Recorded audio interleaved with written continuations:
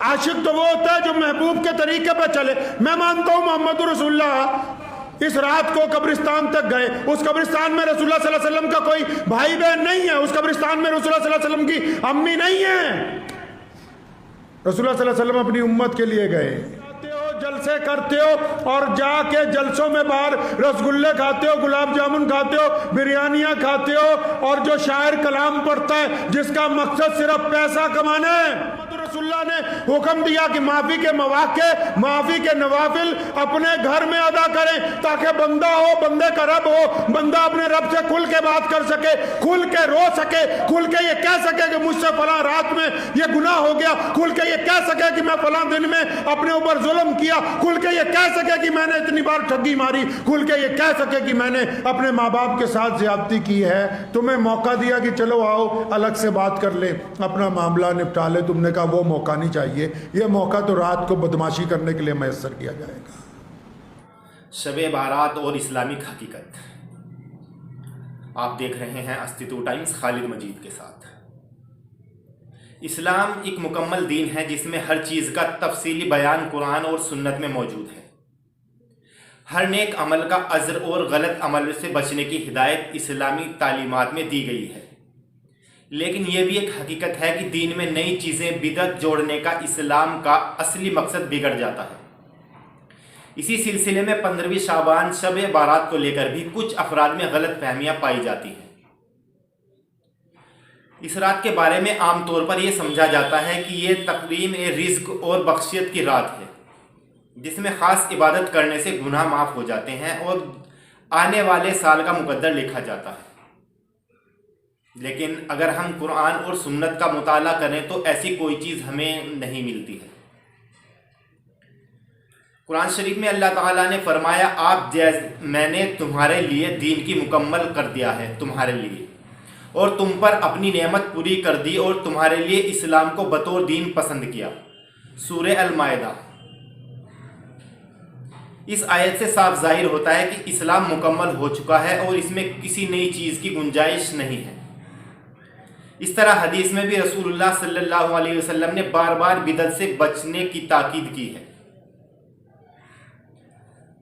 رسول اللہ صلی اللہ علیہ وسلم نے فرمایا جس نے ہمارے اس دین میں کوئی نئی چیز ایجاد کی جو اس میں سے نہیں ہے تو وہ مربوط ہے.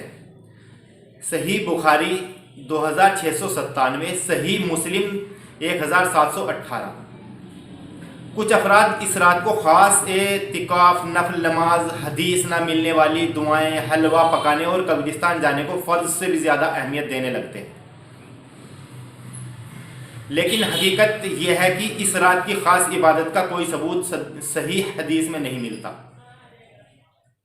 حضرت عائشہ رضی اللہ تعالی عنہا سے مروی ہے کہ ایک بار رسول اللہ صلی اللہ علیہ وسلم نے اس رات تہجد کی نماز ادا کی اور اللہ سے مغفرت کی دعائیں کی, لیکن آپ نے اس عمومی طور پر منانے پر کسی خاص طریقے سے عبادت کرنے کی تاکید نہیں کی ہے. 15ویں شعبان کی رات کو ایک عام رات کی طرح گزارنا چاہیے اور ہمیشہ کی طرح اللہ کی عبادت کرنی چاہیے. اس رات اور ہر دن اللہ سے مغفرت کی دعا کی جا سکتی ہے. اگر کوئی اس رات تہجد پڑھے, نفل نماز ادا کرے یا قرآن کی تلاوت کرے تو یہ عام دنوں کی طرح ہی ایک نیک عمل ہوگا, مگر اسے کوئی خاص رسم بنا دینا دین میں نئی چیز جوڑنے کے برابر ہوگا جو کہ صحیح نہیں ہے. عاشق تو وہ ہوتا ہے جو محبوب کے طریقے پہ چلے. میں مانتا ہوں محمد رسول اللہ اس رات کو قبرستان تک گئے. اس قبرستان میں رسول اللہ صلی اللہ علیہ وسلم کا کوئی بھائی بہن نہیں ہے. اس قبرستان میں رسول اللہ صلی اللہ علیہ وسلم کی امی نہیں ہے. رسول اللہ صلی اللہ علیہ وسلم اپنی امت کے لیے گئے. وہ تو رات کے اندھیرے میں گئے, اپنی امت کے لیے دعائیں مانگی. تم تو موٹر سائیکل پہ جاتے ہو چیختے چلاتے ٹولیاں بنا کے, تو کیا یہ سنت کے مطابق ہے؟ وہ تو گئے, ان کے لیے قرآن پڑھا وہاں جا کے. تم جاتے ہو غیروں کے طریقے پہ موم بتیاں گاڑ کے, پھول ڈال کے, تصویریں کھینچ کے فیس بک پہ ڈالتے ہو. کیا یہ سنت کے مطابق ہے؟ انہوں نے تو اس رات کو قیام کیا، نیت باندھی اپنے رب کے حضور 2 رکعت نماز کے لیے. تم جاتے ہو جلسے کرتے ہو اور جا کے جلسوں میں باہر رسگلے کھاتے ہو، گلاب جامن کھاتے ہو، بریانیاں کھاتے ہو، اور جو شاعر کلام پڑھتا ہے جس کا مقصد صرف پیسہ کمانا ہے، اس کو 500 روپے کے نوٹ دیتے ہو، نہ عشاء کی نماز پڑھتے ہو، نہ فجر کی نماز پڑھتے ہو. تو کیا تم نے سنت کے مطابق اس رات کو ادا کر دیا ہے؟ اگر وہ کہتے ہیں کہ کچھ نہیں کرنا، یہ کہتے ہیں بہت کچھ کرنا ہے، تو دونوں ہی اپنی اپنی جگہ پر غلط ہے. جو کرنا چاہیے وہ کرنے کے لیے تیار نہیں، اور جو نہیں کرنا چاہیے یہ وہ سب کچھ کرنے کے لیے تیار ہیں. تو اس کا مطلب دونوں نے ہی ایک خوبصورت موقع، اللہ تعالیٰ موقع عطا فرماتے ہیں بار بار اپنے بندوں کو اپنی طرف بلانے کا. اللہ موقع عطا فرماتے ہیں. تکلیف پہنچتی ہے نا، اللہ تعالیٰ موقع دیتے ہیں کہ بندہ مجھ سے رجوع کرے گا، لیکن بندہ تکلیف پہنچنے پر رجوع نہیں کرتا، دنیا میں اس کے قصوروار ڈھونڈتا ہے کہ کون کون اس تکلیف کے قصوروار ہے. اللہ سے رجوع نہیں کرتا. مؤذن کہتا ہے حی علی الصلاۃ، اللہ موقع عطا فرماتے ہیں آ جاؤ کامیابی کی طرف. بندہ اس کو نظر انداز کرتا ہے، اللہ تعالیٰ تو بار بار موقع عنایت فرماتے ہیں. سائل دروازے پر آ کے کہتا ہے کہ اللہ کے لیے کچھ دے دو. امام ابو حنیفہ نے لکھا ہے کہ صدقے کے اتنے زبردست اثرات دیکھے. فرمایا میں نے ایسے لوگوں کو دیکھا جو بالکل ظالم قسم کے تھے، وہ بھی جب صدقہ دیتے تھے تو ان کو بھی فائدہ ہو کے ہی رہتا تھا. اللہ بار بار موقع دیتے ہیں کہ چلو آؤ ہم تمہیں موقع دے رہے ہیں بخشنے کا، آؤ ہم تمہیں موقع دیتے ہیں معاف کرنے کا، ہم تمہیں موقع دیتے ہیں اپنے آپ کو سدھارنے کا، ہم تمہیں موقع دیتے ہیں نیک بننے کا، ہم تمہیں موقع دے رہے ہیں اپنا مزاج بدلنے کا. لیکن بندہ ان موقعوں کو ضائع کرتا ہے. یہ خوبصورت موقع ہے شعبان کا مہینہ، اور شعبان میں یہ شب جو ہے اس سے بھی زیادہ خوبصورت رات ہے کہ اس رات میں ہم اپنے رب کو منا سکتے تھے. تو جب بندہ کسی کو مناتا ہے تو کیسے مناتا ہے جی؟ ہماری کسی سے بگڑی ہوئی ہو، ہم اگر وہ سڑک پہ مل جائے تو اس انتظار میں رہتے ہیں کہ یہ تھوڑا سائیڈ کو ہو جائے وہاں بات کریں گے. پیچھے پیچھے چل کے جاتے ہیں کہ اپنے گھر پہنچ جائے وہاں بات کریں گے. کیوں؟ اگر سرے بازار اس سے بات رکھوں گا، اپنا گلہ کروں گا، یہ مجھ پہ گلہ کرے گا تو 10 لوگ اور سنیں گے.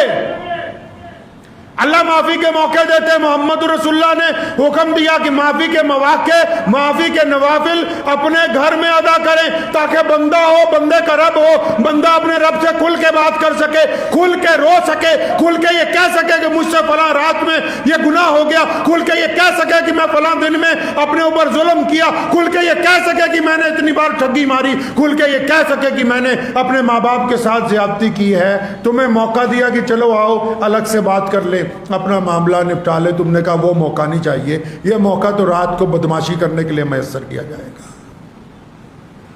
خوبصورت موقع ہاتھ سے چلا گیا.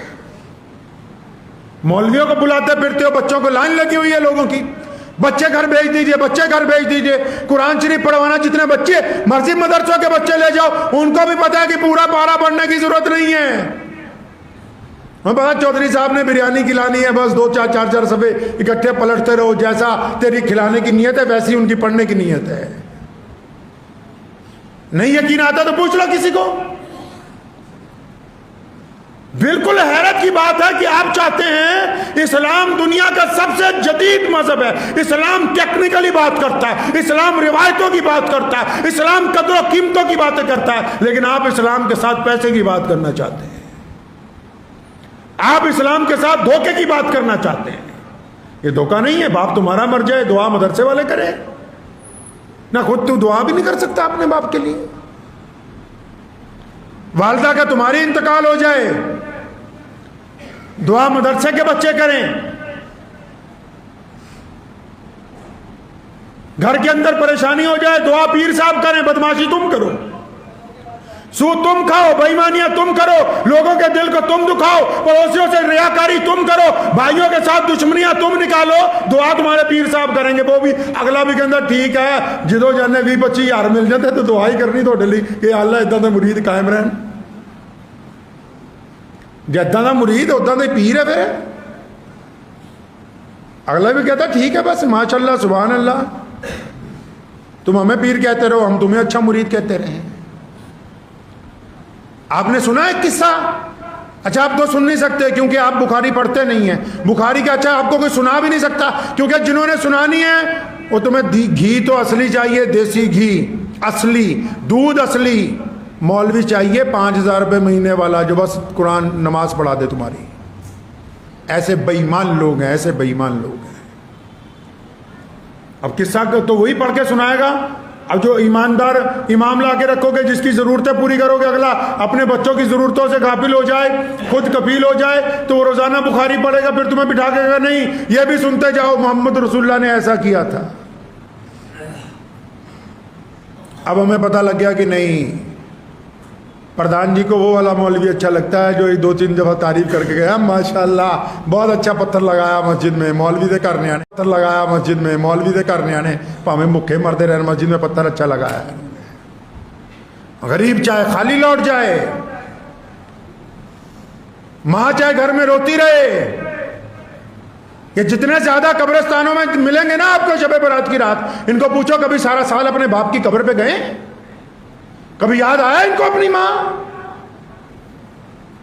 کون سا اسلام چاہتے ہو؟ وہی رسم و رواج والا کہ 2 کلو پھول لے کے جائیں گے شب برات کی رات کو چڑھائیں گے، وہی سوچتے کیسی گندی اولاد آئی، کھڑے ہو کے 2 صورتیں بھی نہ پڑھی ہماری قبر کے اوپر، آتی ہوں گی تو یہ پڑھے گا نا بھائی۔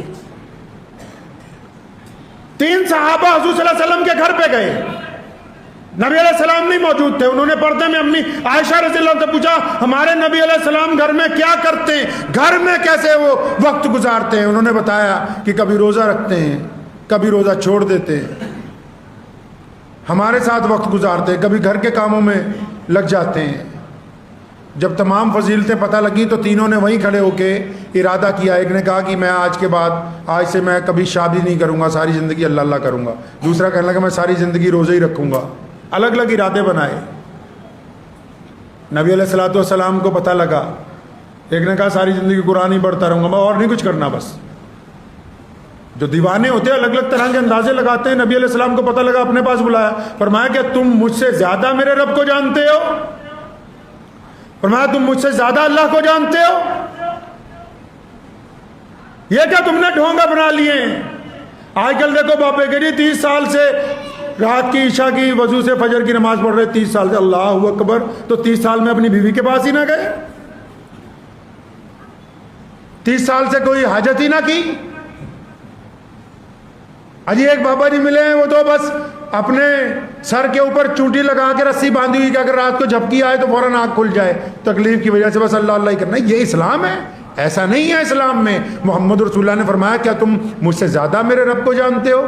فرمایا بہترین مسلمان وہی ہے جو اپنی زندگی اللہ اور اس کے رسول کے کہنے کے مطابق گزارے، جو بیوی کے ساتھ اچھا شوہر ہو، جو ماں کے ساتھ اچھا بیٹا ہو، جو مسجد میں اچھا مصلی ہو، جو بازار میں ایماندار کاروباری ہو، جو دیانتدار ملازم ہو، جو انصاف کرنے والا حاکم ہو، جو سچ بولنے والا مقرر ہو۔